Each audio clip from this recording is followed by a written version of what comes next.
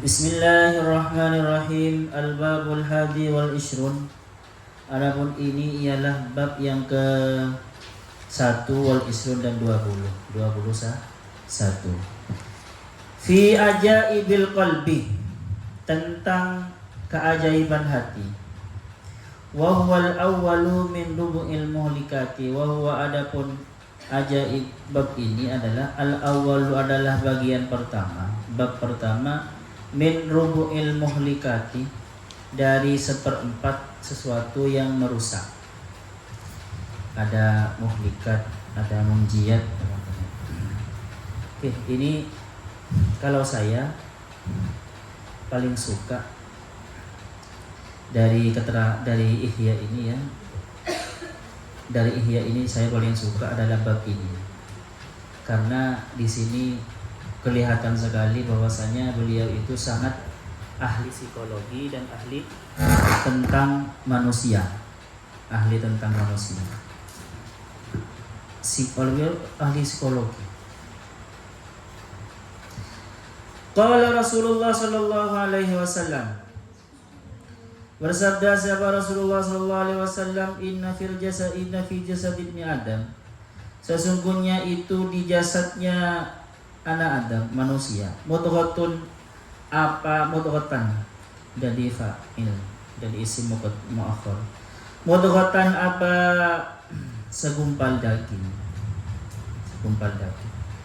Idza saluhat, jika sehat, apa mudghah, saluhal jasadu kulluh, maka sehat apa jasad, kulluhu semuanya. Wasaluha dan sehat dan baiklah bagi mudghah sairul badani, laha kana sairul badani, apa badan yang lain. Ala, ingatlah, wahia, adapun itu mudghah, al-qalbu, adalah hati. Jadi di hadis teman-teman dijelaskan bahwasanya di dalam fisik manusia itu ada yang bernama jantung, hati, mudghah. Qalbun itu kalau di Indonesia diartikan hati. Sebenarnya ya jantung itu ya, jantung yang seperti ini, bentuknya seperti nanas yang di sini tuh. Dan itu kalau baik teman-teman ya baik. Seperti itu. Artinya itu jangan sampai kotor. Ini dalam kalau kita artikan fisik. Qalbun yang fisik itu. Asalkan itu masih sehat, tidak tercemar. Karena nanti semua makanan yang diolah itu akan diarahkan ke sana, dan dari sana kan ada rongganya. Dari sana itu digiring, mengaturnya, yang menggiring itu melalui operatornya otak yang ada. Digiring semuanya ke sekujur tubuh. Karena itu semuanya berasal dari sana. Kalau sumbernya itu rusak, maka ya tubuhnya ya rusak. Kalau baik, maka tubuhnya ya baik. Ini kalau kita artikan kesehatan fisik. Kalau kita artikan kepada kesehatan mental, kalau hati orang itu ya jahat, buruk, pikirannya itu buruk, maka nanti pekerjaan tubuhnya ya buruk. Kalau hatinya baik, maka nanti yang keluar dari mulutnya, dari tangannya, dari pandangannya, semuanya baik. Seperti itu. Jadi ini bisa diartikan kesehatan jasmani, bisa juga diartikan kesehatan rohani. Soluha itu sehat atau baik. Faqad tabayyana bi hadzal hadis, maka benar-benar jelas di hadzal hadis, dengan hadis ini, annal asra, sesungguhnya apa yang asli, asal muasal, yang asli, huwal qalbu, adalah hati. Wa huwa, adapun al-qalbu, al-amiru, adalah sang raja, al-muta'u, yang ditaati, fi alamil jasadi, di alam jasad. Fi alamil jasadi, di alam jasad.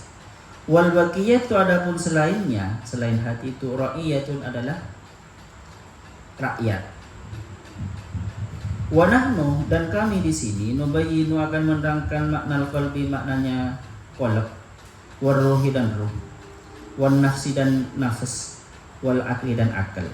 Nah, ini makanya teman-teman saya katakan di awal tadi, saya paling suka di Ihya ini adalah ini bab ke-21 ini, karena bicara tentang sejati diri manusia, bicara tentang siapa itu manusia. Dan di bab ini nanti kalian akan mengetahui bahwasanya beliau itu Al-Ghazali sangat ahli tentang manusia dan ahli psikolog ya, ahli psikologi. Fal awalu, maka adapun yang pertama lafzul qalbi adalah term qalb. Wa huwa adapun qalb yutlaku itu diungkap digunakan lima makna ini untuk dua makna. Jadi kalau qalb dikatakan itu bisa dua makna. Ahaduhuma adapun salah satu maknanya ini al-lahmul sonawbariyu adalah daging. Al-lahmu adalah daging. Al-sonawbariyu syakli yang berbentuk nanas, yang berbentuk jantung kelapa, itu apa namanya, jantungnya pisang itu ya, al-sonaw kenyal gitu. Al-muda'u yang diletakkan, yang dititipkan fi janibil aisari di sisi kiri minas sudri dari dada. Wa fi batinihi dan di dalamnya, dan itu di dalamnya al-lahm tajwifun adapun rongga. Yaskunuhu yang berdiam hu kepada rongga damun aswadu apa darah yang hitam. Wa huwa mamba'ur ruhi wa huwa adapun lahm mamba'ur itu qalbun yang ini mamba'ur ruhi adalah sumbernya ruh, wa ma'danuha dan tambangnya ruh. Wa hadzal lahmu dan adapun daging ini, qalb yang berupa daging ini ala hadza syakli dengan bentuk seperti ini, aidon juga maujudun itu ada lil bahaimi di hewan, di binatang, wal mauta dan benda mati dan orang mati. Jadi teman-teman, kalau di Al-Quran atau di bahasa Arab ada kata-kata qalbun, itu makna pertamanya adalah daging yang kenyal yang ada di jantung itu. Yang jantung itu ya, yang ada sebelah kiri di dada, dan di dalam itu ada rongga. Di dalam rongga itu isi darah hitam. Dan dari rongga itu nanti dipompa, semua mengalir ke sekujur tubuh. Dan ini teman-teman, semua makhluk itu ada bentuk seperti ini lah, daging seperti ini makhluk punah. Walaupun semut pun juga punya jantung ya, walaupun punya jantung semua. Artinya dalam hal ini kita sama dengan binatang, kita sama-sama punya qalbun. Seandainya komputer ya apa namanya, hardware yang itu nanti menjadi intelnya itu menjadi chipnya yang paling canggih itu ya, seandainya komputer itunya. Nah, tetapi nanti perangkat softwarenya beda. Jadi itunya teman-teman. Makanya chipnya itu beda-beda kan ya. Komputer yang sangat canggih, intelnya ya tingkat tinggi. Kalau yang terbitan dulu jadul ya tidak terlalu canggih. Setiap manusia, setiap makhluk Allah punya chipnya masing-masing, itu punya jantung itu, punya qalbun itu, tetapi ya beda-beda. Pastinya ya teman-teman, itu walaupun hardware itu lebih mahal dari hardware hanya berupa casing. Ya. Kalian kalau cuma rusak badan luarnya ini, ya tidak terlalu parah. Tapi kalau yang rusak itu jantungnya parah efeknya. Sama dengan komputer itu, kalau yang rusak hanya casingnya, hanya apa, bukan jantungnya, bukan internet, ya masih bisa hidup kan. Jadi itu harganya pasti mahal walaupun sama. Dan biasanya teman-teman beda ininya, bahan bakunya beda, lebih berkualitas. Jadi semua pasti punya itu. Dari segi ini manusia sama dengan binatang karena sama-sama punya qalbun yang berupa daging tadi. Wal makna tsani, adapun makna yang nomor 2 dari term qalbun, huwa latifatun rabbaniyah, adalah kehalusan rabbani yang bersifat rabbaniyah. Sesuatu yang sangat halus yang bersifat rabbani, yang bersifat ketuhanan. Ruhaniyah dan bersifat rohani. Artinya tidak kasat mata, tetapi bisa kita rasakan kan itu. Laha itu dimiliki latifah rabbaniyah bihadzal lahmi, dengan daging dan dengan hati yang berupa daging tadi itu, ittisalum ma, ada hubungan. Adapun hubungan tertentu, ada hubungan tertentu. Ada hubungan tertentu. Hati yang daging yang berupa daging itu dengan hati qalb yang bermakna latifah rabbani yang berupa cahaya itu, yang bersifat rohani itu, punya hubungan dengan hati itu. Walaupun sebenarnya nanti seumpama jantungnya itu rusak ya, bisa saja latifah rabbani tidak rusak, masih ada. Seperti siapa itu? Seperti Dahlan Iskan, jantungnya kan sudah jantung tiruan kan ya, Dahlan Iskan itu yang ke Jepang, tetapi masih fungsi. Dia masih punya akal, masih hidup, masih bisa beriman. Tapi memang berhubungan teman-teman, berhubungan. Kalau itu tidak ada ya mati kan ya. Ada hubungan, punya hubungan yang sulit dipahami. Wahadhil latifah, adapun latifah ini, sesuatu yang lembut, yang halus ini, hiya al-alimah, hiya adapun hadhil latifah, al-alimah adalah yang mengetahui billahi ta'ala, kepada Allah subhanahu wa ta'ala. Jika orang dikatakan hatimu mengenal kepada Allah, berarti hati ini yang dimaksud, bukan hati yang berupa daging itu. Jika kamu mengetahui Al-Quran, itu maksudnya hati itu, bukan dagingnya. Paham ya? Buktinya Dahlan Iskan yang jantungnya diubah itu, jangan jantung tiruan, kan masih tetap alim, masih tetap tiap minggu masih tetap nulis. Ya. Al-mudrikatu, yang bisa menangkap, yang bisa mengetahui.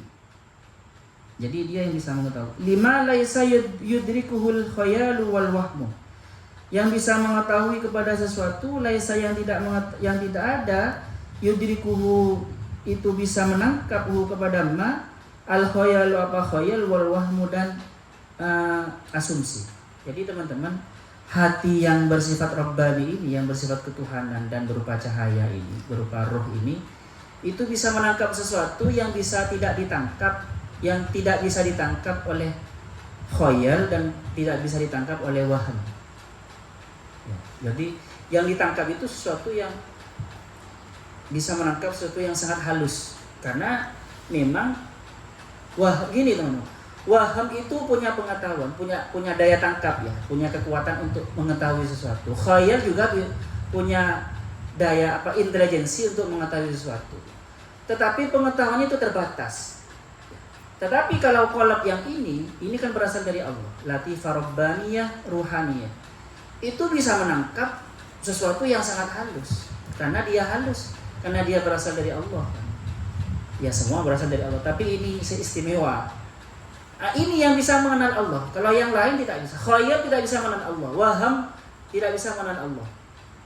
Karena butuh yang sering saya sebutkan kemarin itu teman-teman. Fisik ini punya panca indera 5, yaitu mata, telinga, penciuman, perasa gitu ya. Waham juga sama. Khayal juga sama. bisa melihat dengan hati juga punya panca indera. Kalau kalian mungkin tidak bisa melihat warnanya kata ya, mata kalian yang ini tidak bisa melihat warnanya perkataan, tetapi hati bisa melihat, bisa mencium warna perkataan. Kalau perkataan bohong, baunya sangat. Kalau perkataan itu perkataan bohong, sinarnya itu hitam atau apa, maksudnya ya bisa kelihatan sebenarnya. Tetapi itu yang digunakan adalah panca inderanya hati yang ini, teman-teman. Nah, terus bagaimana Ustadz orang yang ahli sihir itu kok bisa melihat juga? Ya bisa melihat karena tetapi itu bukan menggunakan al-latifah rabbaniyah, tetapi menggunakan al-latifah syaitoni, panca indera. Memang hati itu juga, tetapi dengan kekuatan infonya itu berasal dari server setan, bukan berasal dari servernya Allah. Paham? Seperti itu. Jadi syaitoni, makanya nanti kasyaf itu teman-teman, ada kasyaf Rabbani, ada kasyaf syaitoni.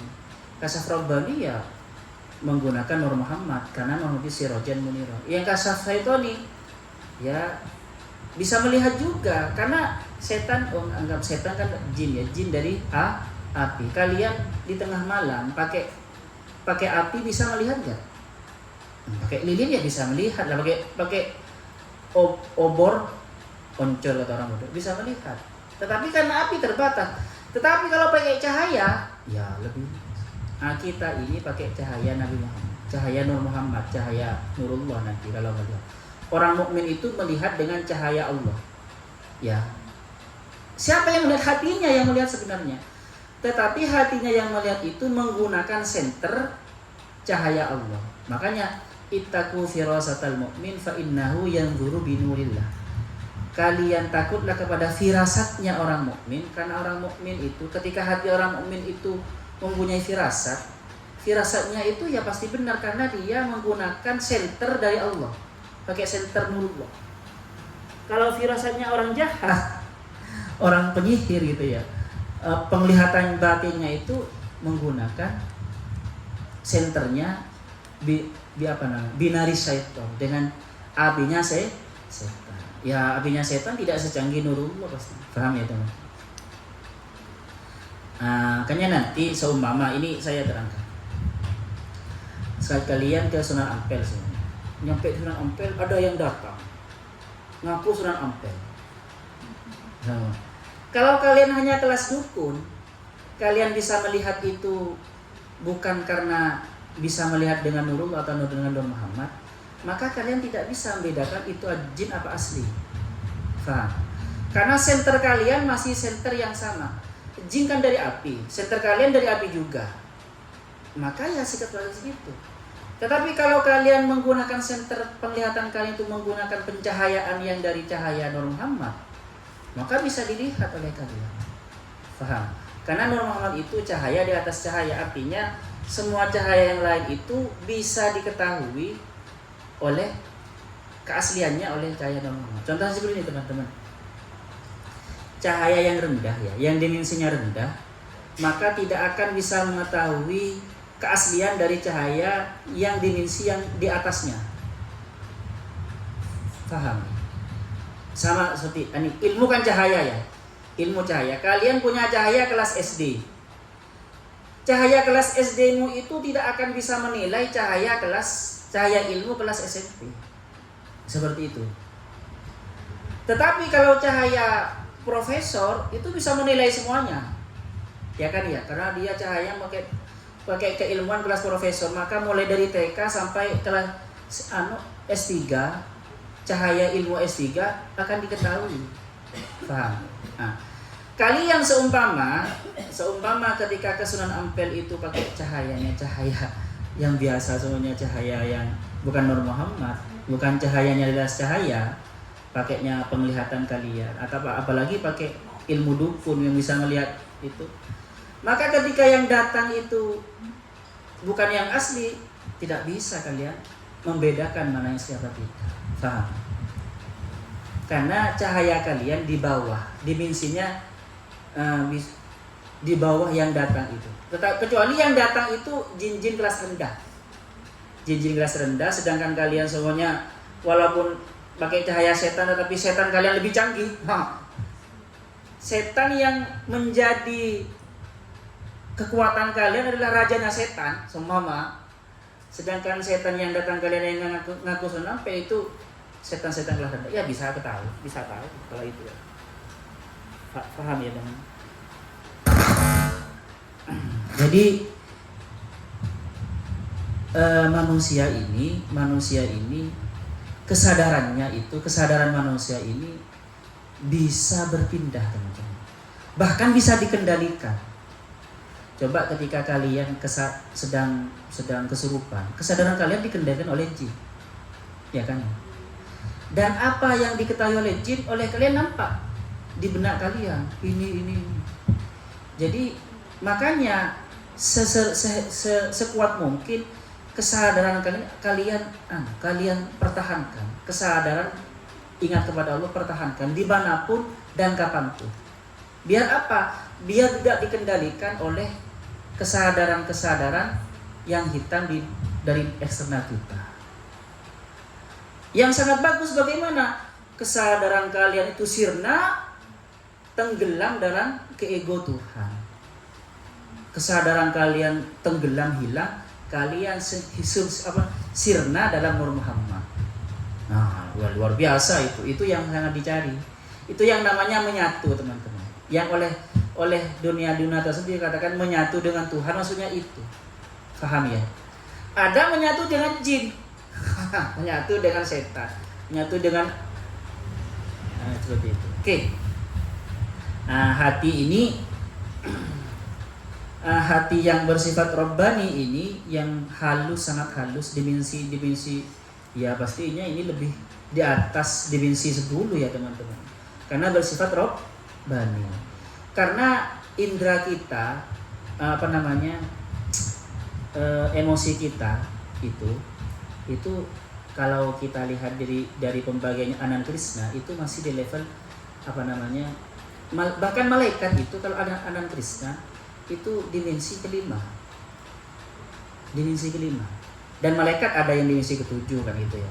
Ini bicara dimensi, maksudnya kehalusan dalam dunia filsafat itu dikenal tashkikul wujud, gradasi wujud teman-teman. Tashkikul wujud sulit ya, memang sulit. Enggak apa, pokoknya kalian dengar dulu saja lah, bahwasanya wujud ini bergradasi. Ada yang kasar pun itu bertingkat-tingkat. Ada yang sangat kasar. Dalam tubuh kita kan, fisik kita kan ya, yang kasar fisik kita. Itu ada yang sangat kasar, yang itu harganya tidak seberapa, seperti kulit ini. Ada walaupun daging, fisik, tetapi berharga sekali walaupun kecil, seperti jantung, seperti paru-paru, seperti liver, itu kan berharga sekali. Lebih mahal daripada hanya sekedar jari. Paham? Itu bertingkat-tingkat. Sama teman-teman. Jadi dunia fisik juga bertingkat-tingkat, dunia non fisik juga bertingkat-tingkat dimensinya. Nah, hati yang dimiliki oleh manusia itu adalah dimensi yang paling tinggi. Paham ya? Hati yang dikatakan di sini, ahad wal makna tsani di sini adalah hati yang paling tinggi, dimensi yang paling tinggi yang dikasih Allah kepada kita. Seperti itu. Itu yang di dalam Al-Quran dikatakan wa nafakhtu fihi min ruhi. Dengan dimensi itu kita bisa mengenal Allah, bisa melihat Allah. Melihat Allah saja bisa, apalagi melihat sekedar surga neraka, sangat bisa teman-teman. Karena surga neraka itu dimensinya masih di bawah sifat-sifat Allah ya. Ini tidak bisa, sifat Allah tidak bisa luar biasa kan ya. Seperti itu. Allah saja oleh kita bisa kita lihat, maksudnya dengan hati yang ini kita, apalagi hanya sekedar surga neraka. Segaib-gaibnya surga neraka ya lebih batin Allah. Allah itu al-batin al-zahir. Oke lah. Lanjut, itu makna qalb itu ada dua makna. Satu berupa daging fisik, yang nomor dua berupa cahaya latifah, cahaya yang halus yang bersifat rabbani dan rohani. Dialah yang sebenarnya mengenal Allah. Ketika manusia mengenal Allah, sebenarnya itu yang mengenal. Faham? Itu yang mengenal, unsur itu yang mengenal dari manusia itu. Terus, wa huwa haqiqatul insan, maka kata wa huwa, adapun qalb yang ini, qalb yang latifah rabbaniyah ini, haqiqatul insan adalah hakikatnya manusia. Wa huwa al-mukhatabu, wa huwa adapun qalb yang bermakna latifah ini, al-mukhatabu adalah yang dihitab ketika Allah mengatakan ya ayyuhan nas, ya ayyuhal insan, ya itu maksudnya, bukan fisiknya. Wa ila hadzal makna, dan kepada makna ini, pemaknaan ini, asyarah memberi isyarat di Allah biqaulihi, dengan firman Allah, inna fi dzalika, sesungguhnya fi dzalika, di dalam itu, di dalam ibrah itu, la dzikra, itu adalah peringatan, liman, bagi orang kana yang ada, lahu itu dimiliki man qalbun, apa hati. Walau kana al-muradu bil qalbi huwal lahmu, walau karena seandainya ada al-muradu yang dimaksud bil qalbi dengan kata-kata qalb yang ada di Al-Qur'an ini, lahu qalbun, itu bil qalbi huwal lahmul sanwariyu syakli, adalah daging yang bentuknya seperti nanas, lakana wujudan likulli ahadin, pasti ada di setiap orang. Setiap orang, walaupun yang beriman ataupun yang kafir, punya hati yang bersifat daging itu. Tetapi kata Al-Qur'an, yang bisa memahami itu adalah mereka yang punya hati. Maksudnya yang punya hati yang rohani ini, teman-teman. Karena tidak semua orang bisa memahami apa yang ada di Al-Quran itu, bisa mengambil manfaat. Jadi kalau ada orang kafir, dia punya hati, ya berarti hatinya itu lahum qulubun la yafqahuna biha. Jadi dia hanya punya hati yang berupa daging. Seperti itu. Memang ada potensi hati yang sifat rabbani tapi tumpul. Tumpul, semacam terkurung gitu ya. Fa idza arafta hadza, jika kamu tahu ini, fa'lam, maka ketahuilah anna ta'alluqa hadhihi latifah, sesungguhnya hubungan latifah ini yang bersifat yang sangat halus ini, bihadzal lahmil sanwari, dengan daging yang berupa yang berbentuk nanas itu, huwa ta'alluqun ghamidun, adalah hubungan ghamidun yang rumit, yang complicated. Hubungannya itu antara qalbun yang bersifat rabbani dan qalbun yang daging itu hubungannya rumit, teman-teman. Tidak bisa dijelaskan seperti apa. Kadang walaupun jantungnya rusak tapi imannya kuat. Kadang jantungnya sehat tetapi imannya lemah, kan gitu kan, ada orang seperti itu. La yudruku bil bayani, la yudruku, tidak bisa ditangkap, bil bayani, dengan keterangan lisan. Al-bil yatawaqqafu, bahkan yatawaqqafu, menunggu, alal musyahadati wal iyan, terhadap musyahadah wal iyan dan penglihatan mata. Bahkan teman-teman, itu hanya dipahami kalau oleh Allah kita dibuka mukasyafah, dibuka tirai oleh Allah untuk bisa memahami itu wal iyan. Atau nanti di akhirat hubungannya dengan seperti itu. Walladzi yumkinu, dan adapun sesuatu yumkinu yang mungkin ayyudkara, untuk disebutkan fi di dalam ta'alluqu hadhil latifah bi hadhil lahmil sanwari itu, annahu, sesungguhnya qalb yang bersifat rabbani itu, kal maliki, itu seperti raja. Wa hadzal lahmi, adapun hati yang berupa daging itu, lahu, bagi hati yang berupa rabbani, kadari, itu seperti rumah, wal mamlakati, dan kerajaan, singgasananya. Jadi seperti raja dan tempatnya dan kerajaannya itu. Id laukana ta'alluquhu, id, karena laukana, seandainya ada, ta'alluquhu, apa hubungannya al-latifah ini, bihi, dengan Allahul sanwar ini, ta'alluqul a'radi, seperti hubungannya benda-benda, lama sahha fihi, maka tidak sah fihi di dalam hubungan fihi di dalam hubungan hati yang berupa cahaya dan hati yang berupa daging itu ayyuqala apa dikatakan wa inna dan sesungguhnya sesuatu wa inna dan sesungguhnya Allah yahulu itu menghalangi atau bainal mar'i antara seseorang wa qalbi dan hatinya. Seperti di Al-Qur'an wa'lamu dan mengetahuilah siapa kalian anallahu sesungguhnya siapa Allah yahulu itu semacam anggap berada ya atau menghalang bainal mar'i antara awa-awaan antara diri wal qalbi dan hatinya. Artinya apa teman-teman? Kadang ya hubungan antara manusia, badan manusia ini dan hatinya itu rumit, artinya rumit kata-kata beliau. Dan hubungannya tidak seperti hubungannya yang seperti saya terangkan tadi seperti software dan hardware, tidak sesederhana itu. Ini rumit, sulit dijelaskan. Makanya kata Al-Quran, Allah itu yahulu bainal mar'i wa qalbi. Allah itu yahulu itu semacam menghalangi sebenarnya ya. Tapi gimana ya? Sulit untuk mengatakan. Tetapi gini maksudnya. Allah itu padahal dia itu sudah berkehendak atau apa namanya? Sudah saya akan mencintai dia sebenarnya. Kadang ada orang seperti itu selama-lamanya. Tetapi seiring berjalannya waktu malah hilang cintanya.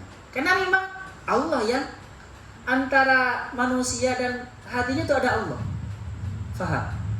Dan Allah itu muqallibal qulub yang bisa bolak-balikan hati. Kadang ada orang seakan-akan dia tidak beriman. Dilihat dari ininya, dilihat dari tingkah lakunya, dia akan mati su'ul khotimah. Tetapi yang enggak, malah jadi orang takwa. Karena Allah ada di situ. Paham ya teman-teman?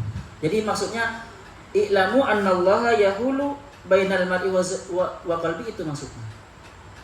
Nah, jadi ya hati, makanya ya pantas ya teman-teman, karena hati sebenarnya nanti sinonim dari ruh. Sedangkan ruh itu min ruhi. Di Al-Quran dikatakan min ruhi, dari ruhku. Wa nafakhtu fihi min ruhku. Diidhofakan kepada Allah. Makanya pantas bahwasanya Allah itu anggap ada saja bahasanya, antara hamba dan hatinya. Allah itu ada antara hamba dan hatinya. Nanti ketika hamba itu mengenal Allah, ya sebenarnya Allah itu yang mengenal dirinya sendiri. Seperti itu. Gak paham, nanti saja. Karena memang ini luar biasa, ini bab paling sulit ya. Saya sebenarnya pengen menampilkan terminologi filsafat, tapi takutnya kalian tambah gak paham, ruwet. Al-aqlul awwal, faid, itu kan nanti ruwet. Prima apa? Emanasi. Oke lah. Ada pertanyaan di sini? Cukup hati dulu ya. Besok bicara tentang ruh, nafas dan akal. Tapi teman-teman, kalau kalian paham ini, insya Allah kalau nanti ngaji tasawuf secara praktis ya. Kalau ini kan ngaji tasawuf secara teori. Ngaji tasawuf itu apa? Berguru masuk thariqat, maka kalian akan cepat karena kalian paham teorinya. Kalau kalian ini kan kita di sini nih sebenarnya kita ini sedang ngaji mengenal Allah. Tetapi mengenal Allah, ma'rifatullah secara teori. Nanti kapan secara praktis mengenal Allah secara praktis? Kalau kalian ngaji thariqat, dibimbing oleh guru kalian, baru itu secara praktis. Dan kalau sudah memahami teorinya, maka insya Allah cepat paham apa hubungan antara roh dengan kita gitu. Oke lah, karena gini teman-teman, memang jam berapa? Oh ya sudah. Ada pertanyaan? Jaksi, siapa yang kena Jaksi? Sofi, mungkin karena sama-sama V-nya. Sawa yang fana malimna yu'allimuna ma lam na'lam Rabbana anfa'na bima 'allamtana Rabbi 'allimna alladhi yanfa'una Rabbi fakihna wa fakih ahlana wa qarabati lana fidin Rabbana anfa'na bima علمتنا ربي علمنا الذي ينفعنا ربي فقهنا وفقه أهلنا وقراباتي لنا في دين ربنا انفعنا بما علمتنا ربي علمنا الذي ينفعنا ربي فقهنا وفقه أهلنا وقراباتي لنا في ديننا سبحانك اللهم وبحمدك أشهد أن لا إله إلا أنت أستغفرك وأتوب إليك. Assalamualaikum warahmatullahi wabarakatuh. Saya nggak pernah lihat Fariha kemana?